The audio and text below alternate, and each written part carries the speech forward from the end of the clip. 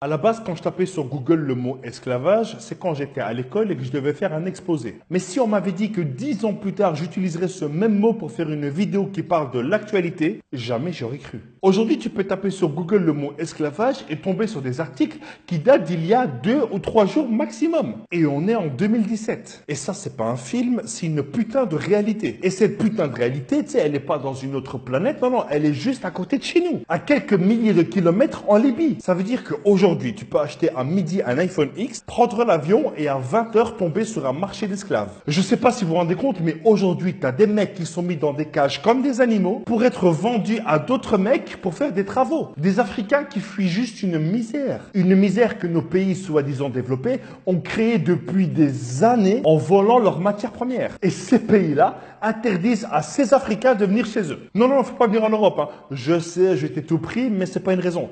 T'avais qu'à te défendre. C'est vrai, même si tu t'étais défendu, je t'aurais tué toi et toute ta famille. Et même quand ils arrivent ici, ils sont quand même rejetés partout, traités comme des maladies. Et le pire, hein, c'est que l'Union européenne a quand même donné de l'argent à la Libye pour gérer les migrants. Pour que justement, ils n'arrivent pas en Italie et donc en Europe. Je sais pas si tu vois un peu le délire. C'est comme si tu donnais un poste de directeur maternel à Marc Dutroux. Et ce qui se passe là, hein, ça ne touche pas uniquement les Africains ou les Noirs. Non, ça concerne toute l'humanité. Et ça s'appelle un crime contre l'humanité. Et malgré ça, ils en ont juste mais rien à foutre. Mais quand il fallait mettre Kadhafi dehors, là on a envoyé des gens, là on a envoyé la démocratie. Et là pour des humains qui sont réduits à de l'esclavage, mais pour ça, on va faire un rapport hein, parce qu'il y a la Coupe du Monde et qu'on n'a pas le temps de faire plus. Ils sont où les dirigeants des pays africains, de l'Union africaine? Ils sont où ces footballeurs qui sont payés des millions d'euros et qui en ce moment ils ont une visibilité de malade vu que c'est la Coupe du Monde? Et il n'y en a pas un seul qui parle. Il y a quelques mois, tu as des mecs qui filmaient en rigolant des migrants en train de se noyer. Aujourd'hui, des migrants sont réduits à de l'esclavage. Non mais c'est quoi la suite? Qu'est-ce qu'on attend pour réagir? Qu'ils crèvent tous? Il faut attendre quoi comme bordel, comme scandale